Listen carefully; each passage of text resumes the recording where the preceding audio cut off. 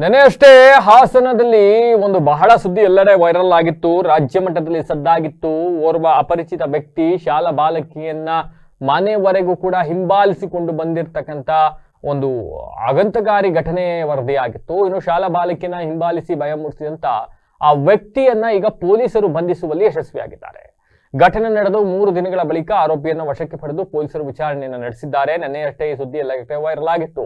3 ದಿನಗಳ ಹಿಂದೆ ಶಾಲೆಯಿಂದ ಮನೆಗೆ ನಡ್ಕೊಂಡು ಬರ್ತಾ ಇದ್ದಂತಹ ಬಾಲಕಿಯನ್ನ ಅಂದರ್ ಅಂತಕ್ಕಂಥ ಹೆಸರೇ ಅಂದರ್ ಅಂತೆ ಆತ ಫಾಲೋ ಮಾಡ್ಕೊಂಡ್ಬಂದಿದ್ದ.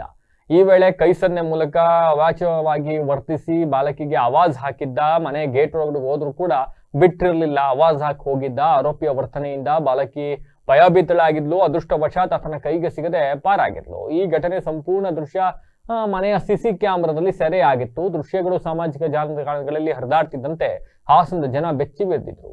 ಸಿಸಿ ಕ್ಯಾಮೆರಾ ದೃಶ್ಯಗಳಲ್ಲಿ ಆಗಂತುಕನ ಕಿರಾತಕ ವರ್ತನೆ ಸ್ಪಷ್ಟವಾಗಿ ಕಾಣಿಸ್ತಾ ಇದ್ದ ಹಿನ್ನೆಲೆಯಲ್ಲಿ ಘಟನೆ ಸಂಬಂಧ ಬಾಲಕಿಯ ಪೋಷಕರು ಪೆನ್ಷನ್ ಮಹಲ ಪೊಲೀಸ್ ಠಾಣೆಗೆ ದೂರನ್ನ ದಾಖಲಿಸಿದ್ರು. ದೂರು ಮತ್ತೆ ಸಿಸಿ ಕ್ಯಾಮೆರಾ ದೃಶ್ಯವನ್ನ ಆಧಾರದಲ್ಲಿಟ್ಟುಕೊಂಡು ತನಿಖೆಯನ್ನು ಕೈಗೊಂಡ ಪೊಲೀಸರು ಆರೋಪಿಯನ್ನ ಬಂಧಿಸಿ ವಶಕ್ಕೆ ಪಡೆದಿದ್ದಾರೆ. ಸಿಸಿ ಕ್ಯಾಮೆರಾ ಇತ್ತು, ಸರಿ ಆಯ್ತು. ಆ ಬಾಲಕಿಯ ಮನೆ ಅಲ್ಲೇ ಸಮೀಪ ಇತ್ತು, ಸರಿ ಆಯ್ತು. ಒಂದು ವೇಳೆ ಸಿಸಿ ಕ್ಯಾಮೆರಾವೂ ಇಲ್ದೋದ್ರೆ ಏನೇನ್ ನಡೆದಿದೆ ಅಂತ ಘಟನೆಯೇ ಗೊತ್ತಾಗ್ತಿರ್ಲಿಲ್ಲ.